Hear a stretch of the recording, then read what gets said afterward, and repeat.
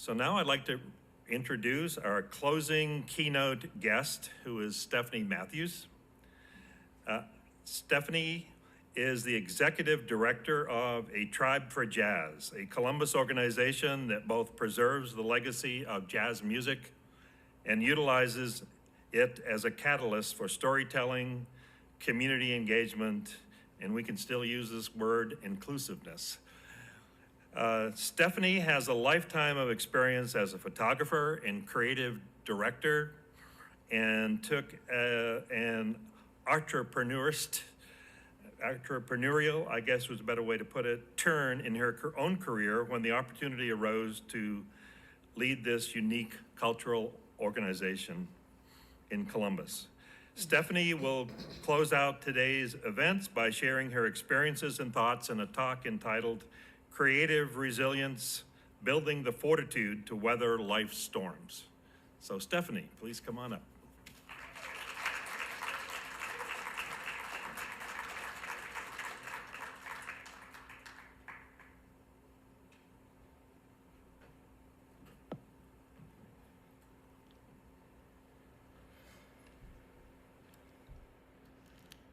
Good afternoon, everyone. I first want to start by saying a special thank you, a heartfelt thank you to Ohio University. It's truly an honor and a pleasure to be here with you this afternoon. We're 28 days into the year, and what a blessing it is for me to be able to say I'm doing a closing keynote. I think that bodes well for the success of this year, and I'm very excited. And again, honored to be here with you. We've heard a lot of tremendous speakers. There have been a lot of insights shared, and it's been a really remarkable day. And hopefully you'll find some insights, a little bit of wisdom maybe, some inspiration that you can take with you from what I'm about to share. If you don't mind, turn your attention to the screens, either screen, and meditate on this word, perspective. So as you're taking a moment to look at the image of the doors, think about what words immediately come to mind for you. And I'm going to throw out some. Choices. Overwhelming choices. Mystery. Opportunities. Missed opportunities. Excitement. Anxiety. Or maybe it's uncertainty.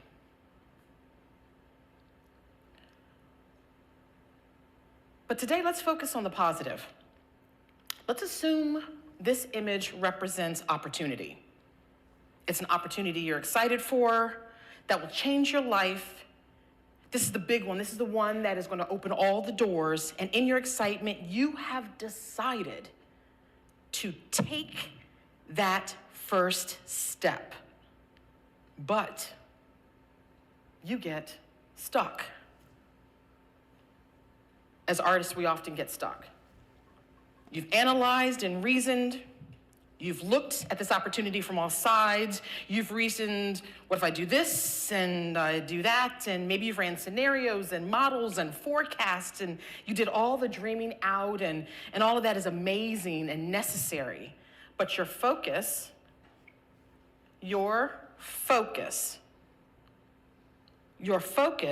is on the outcome rather than the journey. And because we've been wrongly led to meticulously, what's that word I'm looking for, overplan our entire lives, we forget to leave space for the unknown possibilities, the magic. Instead, we get paralysis by analysis, which leads to increased anxiety and stress, which can triple doubt and second guessing, which leads to further procrastination, mental fatigue, and finally missed opportunities. And of course, all of that sucks creativity. So let's take a deep breath for a second. In 2005, my father, whom I loved dearly, I was a daddy's girl, born on Father's Day, died at the age of 58 after a 4-year battle with bile duct cancer. In his final years of life, I took up photography as a way of documenting his journey. I wanted to understand him better as a man, as my father, and I was looking for something through my lens. And so at that time, I began studying with a number of documentary photographers in Columbus, Ohio at that time. There was a contingency of like Somali photographers. I don't know if you know this, but Columbus has the second largest Somali population in the United States outside of Minneapolis. So anyway, I was shooting film, the Nikon F100.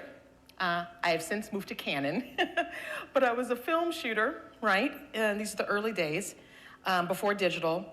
And one of the last things he told me before he died is I had given my life and my time to our family. We had our family-owned business. We had a company called Carol's Cakes. And I worked there for a number of years. And so I had dedicated myself to that service. And my dad said, you've given your time to this business and to the family. It's time now to go out there and thrive and see what's for you. So after a series of very fortunate events, which I like to think of it, and having met some very key people in my lives, I ended up at the Maine Photographic Institute. Has anyone heard of it? So Maine Photographic is a wonderful place up in Portland, Maine, where a number of the world's top photographers, cinematographers, directors, and all kinds of creative folks go to teach summer courses. Now, it just so happens that the workshop that I wanted was led by a woman named Joyce Tennyson. She's a renowned fine art photographer, Joyce Tennyson.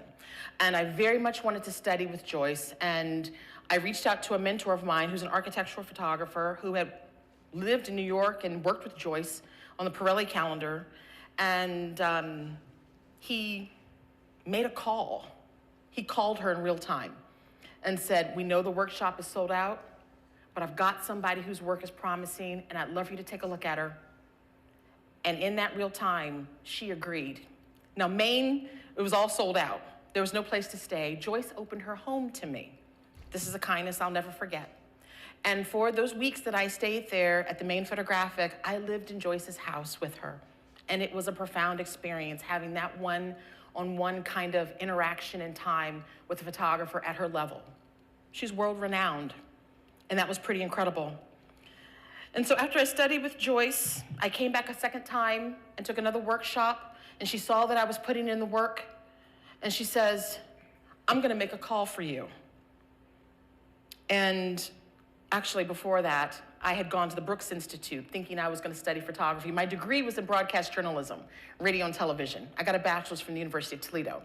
So I'm thinking, oh, but I need to be more seasoned, I need to be great, I need to be all of these things. And so went out to Santa Barbara, thinking I'm gonna go to the Brooks Institute, get all the way out there with my family, and realized after I had a call with her, she says, look, at this time, you gotta remember, I was 30, 31, 32 at this time. She's like, you've already got a degree, you're putting in the work, you found your own voice, you've got a vision.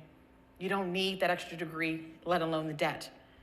And so, based on her insights, I did not go to the Brooks, and so I came back out east. And she made that phone call. And from that phone call, I ended up in New York City. I had no idea what was gonna happen, but all I know is it was okay to go slow and let life lead me. Everything was unexpected. I had had somebody do me a tremendous kindness, and then I ended up in New York. So the internship I did was with a celebrity photographer named Matthew Jordan Smith. And at that time, he was shooting the Essence covers, and he was Tyra's photographer, Oprah's photographer, and he was pretty renowned.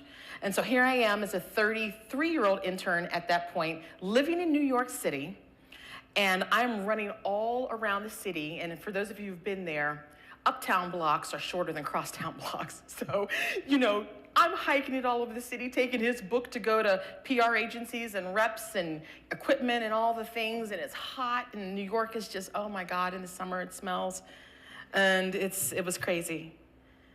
But before I got there, and this is something I think is important to tell you, before I made the move to New York City, one of the things that I had decided was that I needed a network. Okay, I needed a network to support me. I had never lived in New York City. I had only been there one other time. That was in 1984. That's when the crime rate was through the roof. There was trash everywhere. It was disgusting. I hated it. Didn't ever think I was going to come back. But the opportunity presented itself. And so I'm like, okay, what do I need to do? Stephanie, who do I need to know? Who do I need to know? And I fixated on, I was like, I gotta know this professor at NYU named Deborah Willis. So Dr. Deborah Willis, Professor Willis, teaches at the NYU Tisch. And I had seen her name on some coffee table books. And what's interesting is I started printing out postcards of my work, signing them, putting them in pretty envelopes, and via snail mail, okay, which is something you guys don't usually do, I was mailing her my postcards, okay? So Deborah's a pretty big deal. Not only does she work for NYU Tisch, she is a curator at the Smithsonian, and she's the foremost authority on the African American photographers in history. So she's got a number of books out there. So before I get ready to move, I call her and I say, ma'am, can I please take you to breakfast? Can I please take you to breakfast? And she agreed.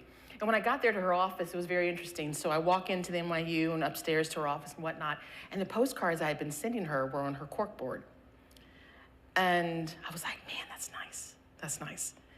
And so we went to breakfast, and I told her what I was trying to do, and she made a couple of connections for me. And one of the ladies that I ended up staying with, I was her niece rather. She was my aunt. She lived in a rent-controlled apartment uptown on the Upper West Side, and I paid to live in her library, which they had converted to a bedroom. And that became my New York experience. And New York was fantastic, and it's tough, and it's hard, and it's a slog. But it was very rewarding, and so I'm building up my work at that time. I'm building.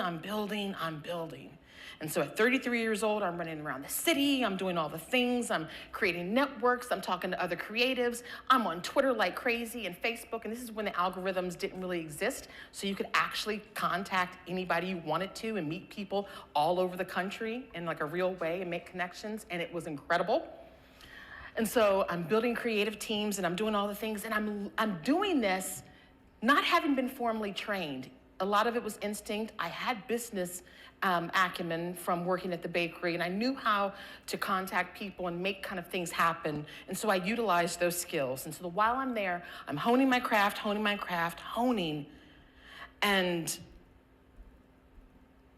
when you're doing photography at that level, there's this thing called portfolio reviews. And I'm sure other art forms have it. So I'll tell you two stories. One of them is at one portfolio review, I sat down and I was sitting with a woman who worked for Condé Nast. And during the course of conversation, I mentioned that, Joyce was one of my mentors. And she says, oh my God, I know Joyce. I love Joyce. Who do you want to meet? You can meet anybody you want. I'm going to make the phone call, but not Vogue. Can't be Vogue. And I was like, okay. So, fine.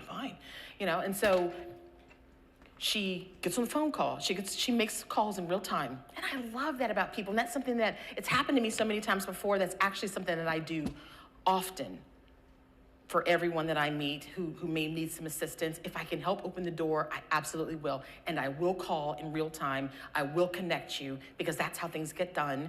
And that's how you help others grow.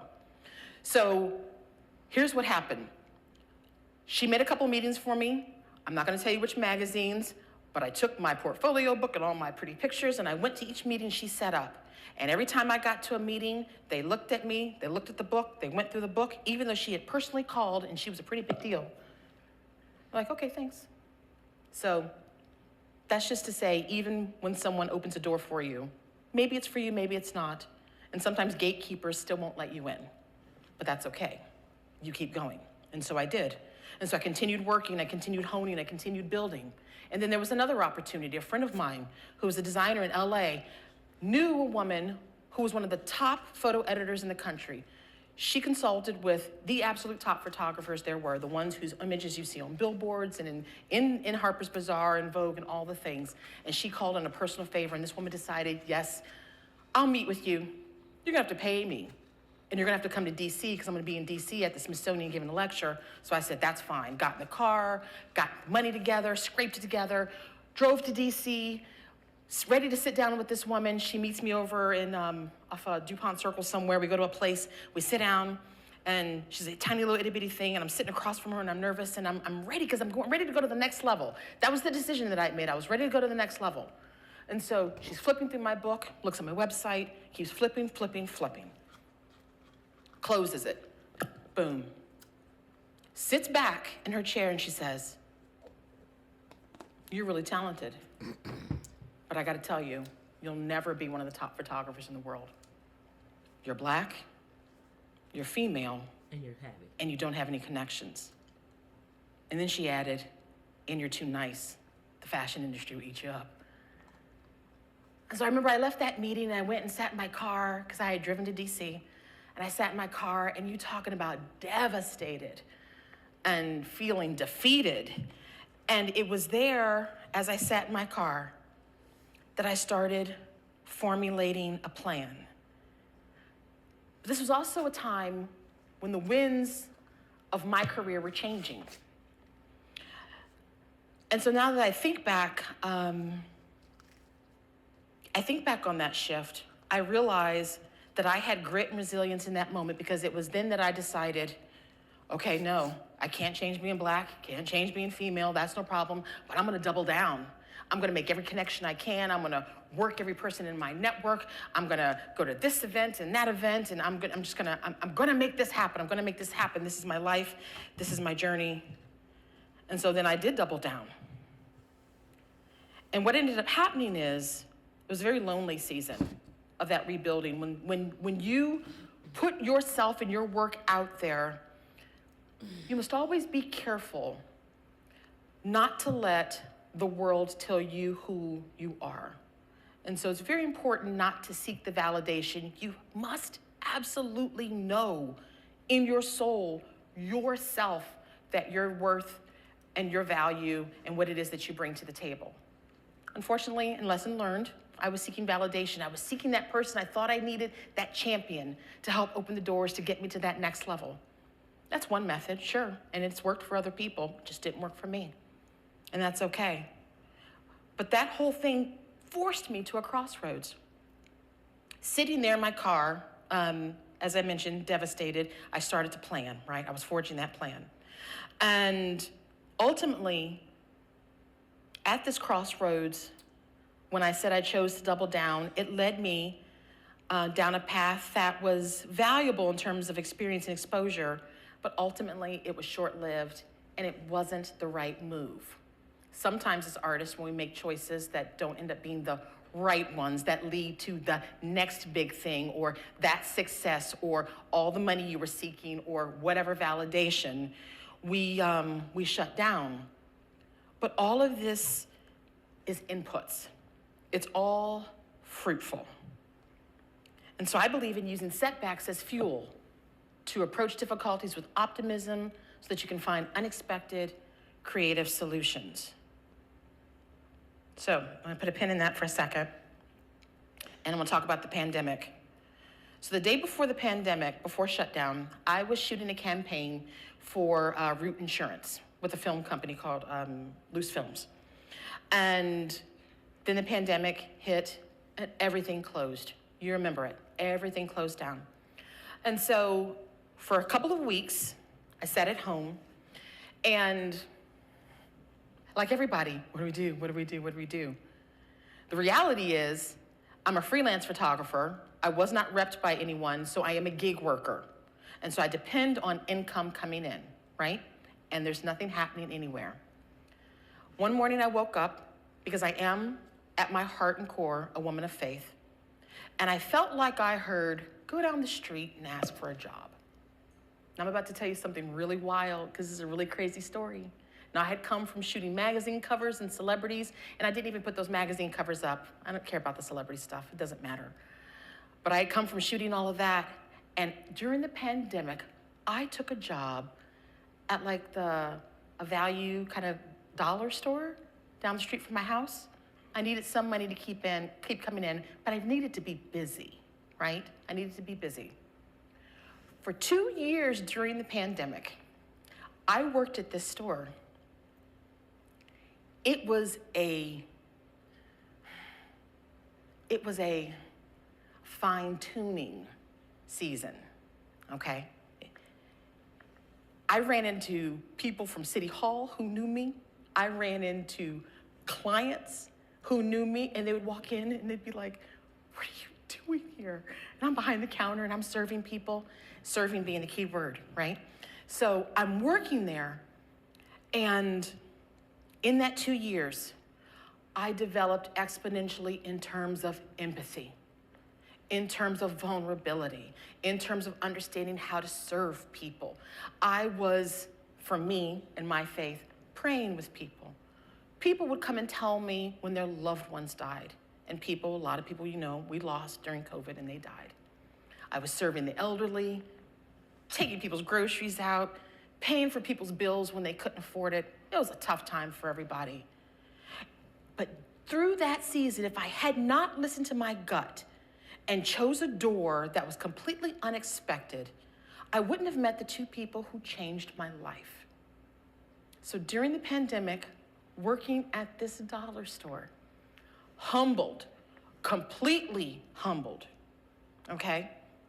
I have been in locations all around the world, in VIP suites, and here, and with NFL, and all the things, none of that matters. I was humbled in that moment, and I worked and served. The two people I met, Cindy Smith, God rest her, she died at age 52. She was a customer who became a friend, who became such a good friend, she asked me to help her with her final transition. She helped me, I helped close out her estate, took care of her while she was in hospice because she was estranged from her family. And it was my honor to do so. Second person I met, Bruce Halliburton, president of A Tribe for Jazz. Now, when I met Bruce, he was a customer. He would come into the store, very distinguished man. You see him and you're like, oh my God, he's got to be a finance guy or something. He's very sharp. And even during the pandemic, he's still wearing like suits and all the stuff or whatever, And the only reason I met him was because during the pandemic, nobody was traveling. He usually travels 6 to 7 months out of the year. He would have never been home otherwise. So it was a very divine kind of meeting. And so here we are. He comes up and we're talking and blah, blah, blah. And I said something about photography. And he was like, oh, give me a card. I gave him a card. He went home. He looked me up, emailed me an hour later. He says, I think I've got something we can work on. This was totally off my radar. I was simply waiting at that point for the pandemic to end, for things to open back up, because I was starting to get calls. This was later in the pandemic, towards the end of that second wave, but I still was not ready to go back to New York. So Bruce says, I think I've got something we can work on together. And sure enough, he was right. We sat down for dinner, discussed the vision, and when I came on board A Tribe for Jazz, we had made two promises. One, we would always swing for the fences. He's a finance guy. He understands risk better than more than anyone else I've ever met. And so he calculated our risks, and we decided we were going to go for it.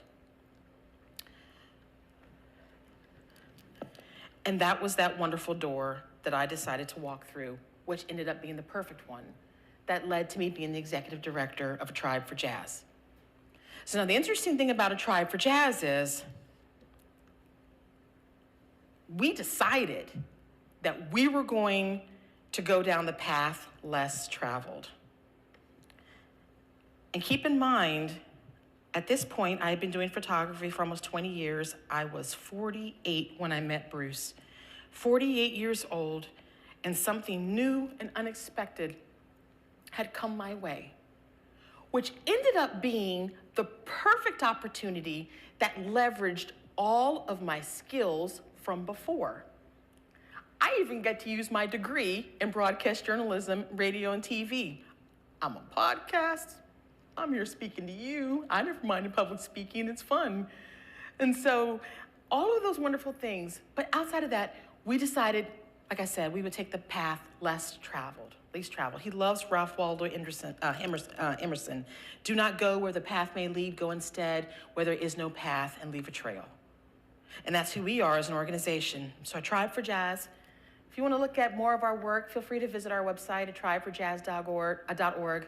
But we are, as Jody said, we are a 501c3 nonprofit, and the mission is preserving the legacy and advancing the future of jazz through visual storytelling, the live and virtual performances, education, and the community engagement. But we do things differently than a lot of other music organizations. So with that visual storytelling, which is what I brought to the mission, and we changed the mission when I came on board. And even though I'm not technically a founder, the organization, it is because of the vision that I've been blessed to be able to bring forward. We have a very warm board that wants to be innovative, that wants to be impactful, that wants to do things differently so that we stand out and we make a name for ourselves. And so these are just some shots of from our 2024 year-end report. That top left-hand shot is me with the team from Past Foundation. They're really big in the STEM space in Columbus, Ohio. They're partners with like Battelle and Ohio State University. And that was our group meeting to discuss Jazz Lab. And then in that right-hand corner, that's Yuhan Su. She's an acclaimed vibraphonist, and I took her over to Denison Edge, which is part of Denison University, for their business summer immersion. And she talked to the students about improvisation and business practices, right? Music informing business. That's totally tribe. That bottom left-hand corner, two friends of mine, educators in the STEM space. One is a doctor of metaphysics. The other is a science educator who came on board to help with our expert review when we were developing our Jazz Lab program, which was funded by Battelle, Central Ohio STEM Grant, and is in schools in the after-school space now.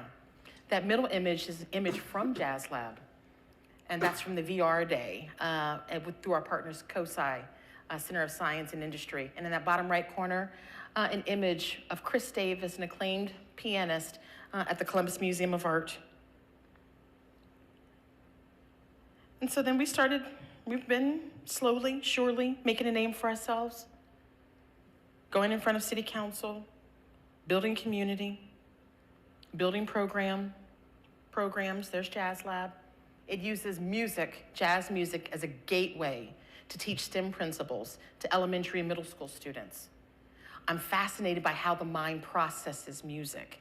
How does sound impact cognition? These are things that I get to explore in my work, things that I had never really thought of before, but because we decided we wanted to be innovators and to do things differently, I get to look into those things. I get to be inquisitive. I get to be curious. I get to seek out and discover. And these are the things that I want to encourage you to continue doing in all the things that you're pursuing. Always be curious. Always be curious. And just some images from Jazz Lab. I'm really proud of the program. It's in 10 schools right now, and this summer we're going to scale, and then eventually it'll go statewide, and it's going to be a fantastic model. And so you can see the kids and all the wonderful interactions, because we have this, well, I believe we have a duty to impact those younger generations and bring them exciting opportunities that give them exposure and opportunities to try things culturally that are culturally different, and to be hands-on. And so, again, that's a program I'm pretty proud of. And these are just some of our partnerships. Because as I mentioned, community engagement is very important to us. And so, like I said, we're 3 years old, going on 4. We'll be 4 in April. But here we are as an organization with some, I think, pretty high-level partners. And it's something that I'm very proud of. But I had to go and make the relationships. I had to go and sit down for the lunches. I had to take the coffee meetings. These are things that you have to do when you're building out your business. You have to go and get in people's faces. You have to email several times. And sometimes there's gatekeepers. And you still got to persevere, and you got to push past. But ultimately, you get it done. And just a few images from the 2024 performance season. So a couple things I want to say as I start wrapping up is, as someone who was a full-time creative moving over into arts administration and leadership, some of the recent wisdom I've acquired is, and I love these images side by side, there is joy in climbing to the mountaintop, as well as when you're in the valley of uncertainty. I think there's a profound power and sense of fulfillment in pushing through. And when I say pushing through, I'm talking about letting yourself feel it and allowing yourself to be transformed. Things are hard. Life is hard. Business can be hard, but it can also, and these two things are true at the same time, be joyful and be eye-opening, and surprising. And everything that we do, everything that we are, all the experiences that we have, this is just a reminder that they're usable and they're valuable, even if it doesn't seem like it to you right now. And as long as you're using discernment and wisdom, as well as being thoughtful and strategic, there are no wrong paths. It may feel like that at the time you make the decisions, but life, you can only analyze it in retrospect, okay? In hindsight. And sometimes it takes years to get past. And I'm saying that out of personal experience. There were those things that happened to me at portfolio reviews and other doors that closed really hurt me and really could have stopped my progress as an artist. But the whole at your core, you have to know that you must keep going. And I love this too. If your journey takes you along a winding path, count yourself blessed. And remember, there's no competition. You don't have to keep up with your friends. I started my work at A Tribe for Jazz when I was 48. I'm 51 now. I've notoriously been a late bloomer all my life. If it's not happening for you now, it does not mean that it's not going to happen. It's, you don't have to worry about who's getting married. You don't have to worry about who got what job. You don't have to worry about, you are running your race. And so when you're running your race, stay laser focused, looking forward. Laser focused. Don't worry about what's happening over here. And remember, this is not life. It's not. Not in my opinion, it's not. And it's kind of boring.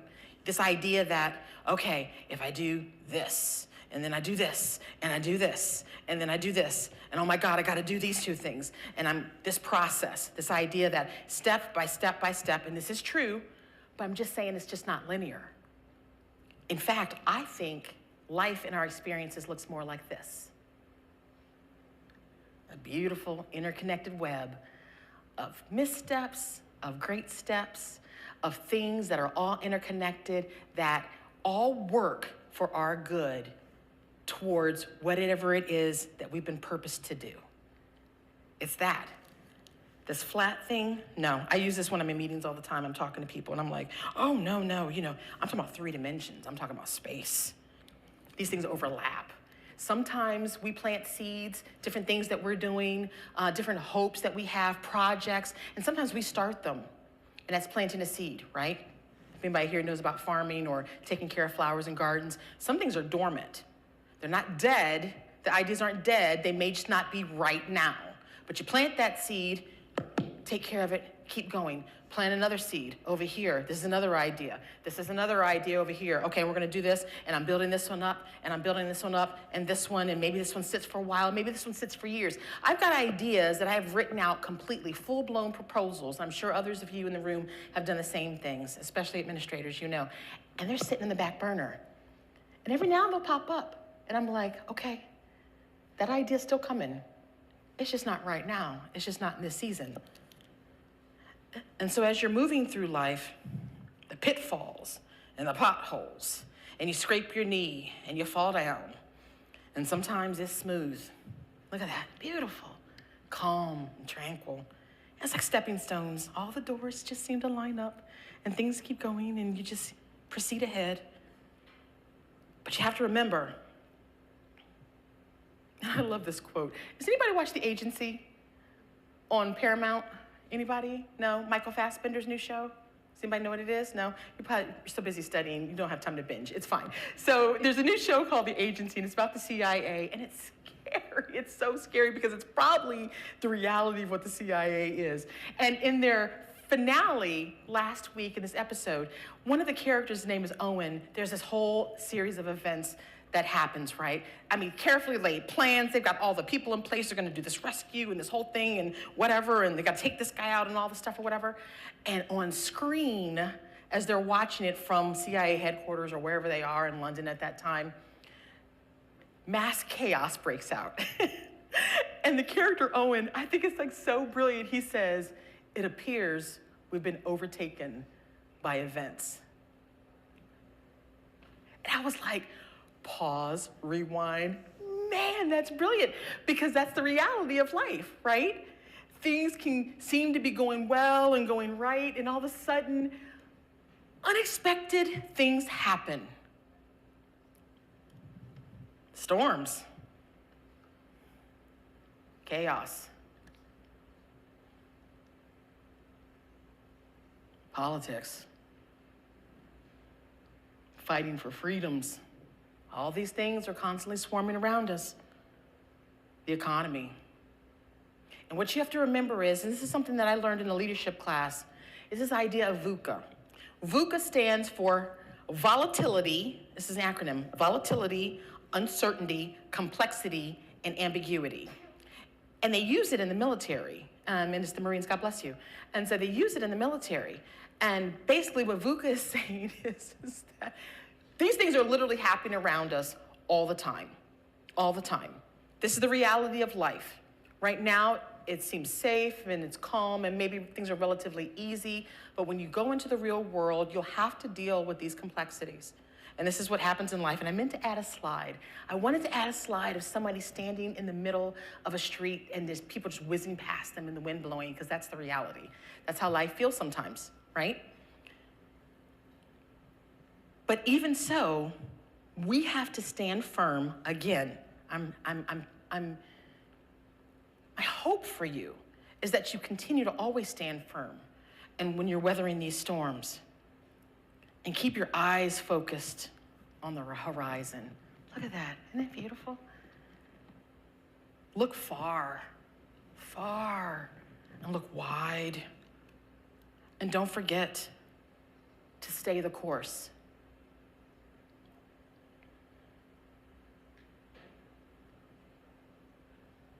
Be courageous. Brene Brown. Try everything. That's a book from The Creative Way of Thinking, and that's, oh my gosh, the producer. Oh my goodness, The Creative Way of Thinking. Why am I drawing a blank? Does anybody know that book? Rick Rubin. He's fabulous. Rick Rubin. Beautiful, wonderful book. I highly recommend it for anyone who is in the creative/business space. Try everything. And and this is the thing I want you to remember before I wrap, each and every single person in this room is carrying a gift that the world needs. Each and every one of you has an idea, a concept, a framework, some new approach to education, an invention, a product, an arts installation, a book, a film script, a musical composition. You have a responsibility to bring those gifts into the world. And I implore you, do not take them to the cemetery. And I would ask you to remember, this final piece. If I can find my words. This final piece of advice, I'd ask you to remember this final piece of advice. Keep going. Keep going. Keep going. Keep going. Keep going.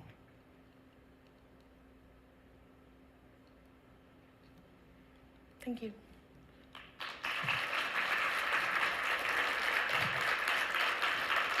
Thank you. Thank you. Thank you. Thank you. Thank you.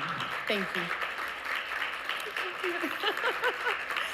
You're so beautiful. Thank you. Thank you. I'm so honored. Thank you. Please know that I answer emails.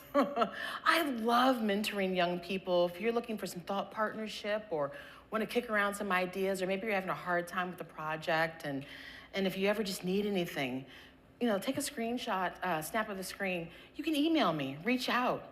Tell me that you heard me here, and let's start a conversation. Yeah, life is crazy, and I'm working on multiple projects, and stuff is busy, and we're all busy. But I've always got time for you. I've got time for young people. You're important. You're carrying the future of the world with you. And we want to help continue fostering all of that wonderfulness in you and to see you thrive and succeed.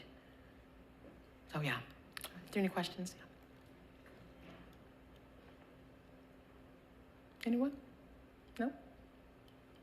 Oh, no one's got one. No? All right. All right, well, go ahead.